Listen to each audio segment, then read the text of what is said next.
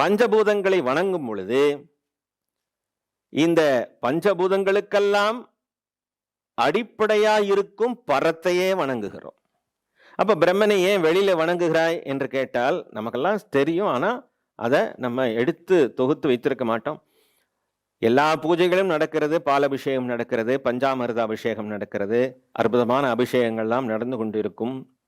நம்ம பார்த்து கொண்டே இருக்கிறோம், கண்களை திறந்து பார்த்து கொண்டே இருக்கிறோம். எல்லா அபிஷேகம் முடிஞ்சு அலங்காரமெல்லாம் ஆகி மகா தீபாராதனை நைவேத்தியம் எல்லாம் ஆகி மகா தீபாராதனை நடக்குது.